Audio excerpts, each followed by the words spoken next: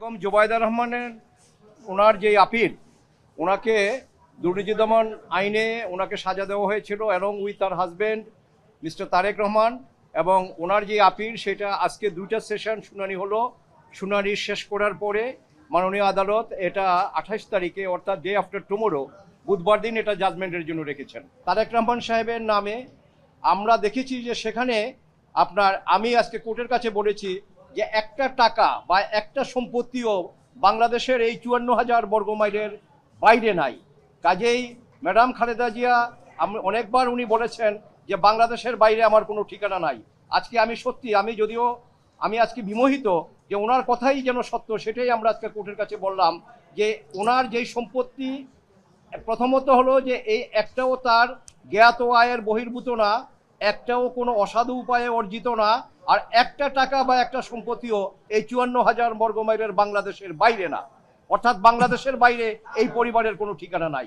Number one. Number two হলো যে কতটা অবিচার করা হয়েছে। শহীদ রাষ্ট্রপতি জিয়াউর রহমানকে হত্যা করার পরে 1982 সনে 1982 সনে এই মইনুল হোসেন রোডের ক্যান্টনমেন্টে মইনুল হোসেন রোডে যেই বাড়ি ওনাকে থাকতে দেওয়া হয়েছিল, ওনার অনাথ 2 সন্তান এবং ওনার স্ত্রীকে ম্যাডাম খালেদা জিয়াকে, সেই বাড়িটাও আজকে এই মামলায় দুদক বলছে যে এটা তারেক রহমান সাহেবের অর্জিত সম্পত্তি এবং এটা অবৈধ সম্পত্তি।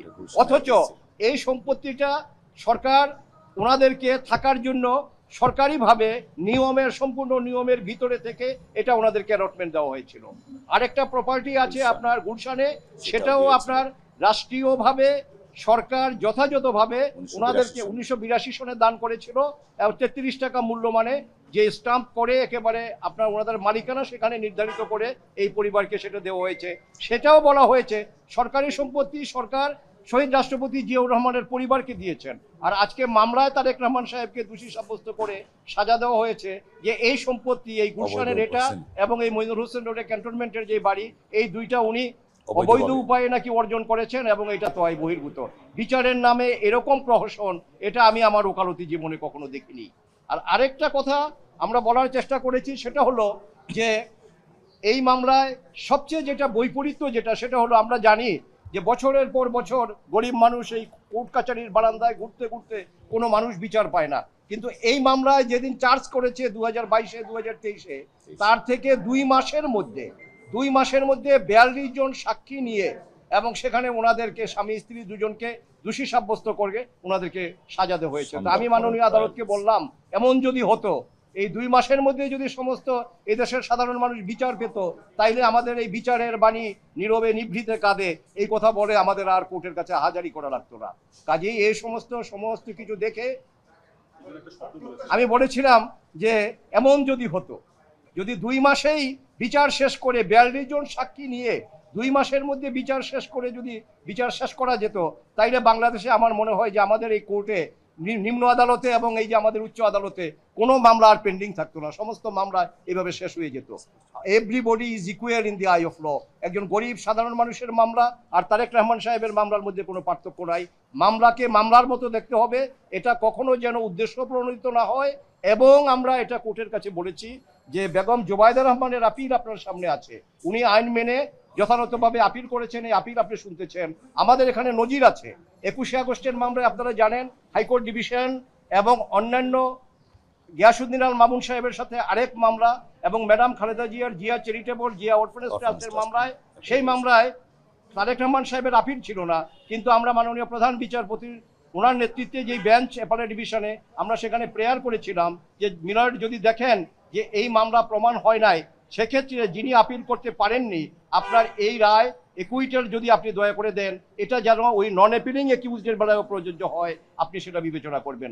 এবং আমাদের সেই প্রার্থনা আমাদের উচ্চ আদালত রেখেছেন। ইতিমধ্যে 3-4টি মামলায় তারেক জিয়া সাহেবকে খালাস দিয়েছেন। আমরা আজকে কোর্টের কাছে এই নিবেদন করেছি যে বেগম জুবাইদা রহমানের আপিল, এই আপিল আপনি শুনতে গিয়ে যদি দেখেন যে না, তারেক রহমান সাহেবের কোনো সম্পত্তি আপনার অবৈধ উপায়ে অর্জিত না অথবা তার জ্ঞাত আয়ের বহির্ভূত না, তাইলে যদি বেগম জুবাইদুর রহমান আপনার খালাস হয়, এই খালাসের বেনিফিট এটা যদিও নন অ্যাপিলিং অ্যাকিউজ, কিন্তু এটা আপনারা জনাব তারেক রহমান সাহেবকে দিতে পারেন। ইতিপূর্বে দেওয়া কোর্ট ইতিপূর্বে দেওয়ার নজির আছে এবং বলেছে যে সেই নজিরগুলো আমাকে দেন, আমরা আগামীকালকে দাখিল করব এবং ডে আফটার টুমোরো 28 তারিখে এটা রায়ের জন্য আছে। আমরা আশা করি, আমরা কোর্টের কাছে প্রার্থনা করেছি ন্যায় বিচার। এবং আমরা আশাবাদী যে আমরা ন্যায় বিচার পাবো।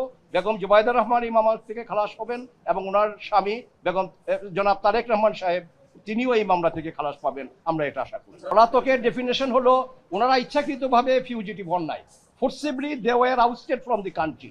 আর পলাতক কারো যদি আপনি বলেন তার বিচার করতে হলে যেই প্রসিডিউরটা মেনটেন করতে হবে, কোড অফ ক্রিমিনাল প্রসিডিউরের 87, 88 এবং ক্রিমিনাল ল অ্যামেন্ডমেন্ট অ্যাক্টের সেকশন 6 সাবসেকশন 1A, এই প্রসিডিউরটা মেনটেন করা হয় নাই এবং এটা অ্যাডজাস্ট করা হয় নাই। এটা না করে ওনাদের অনুপস্থিতিতে ওনাদেরকে পলাতক দেখিয়ে বিচার করেছেন।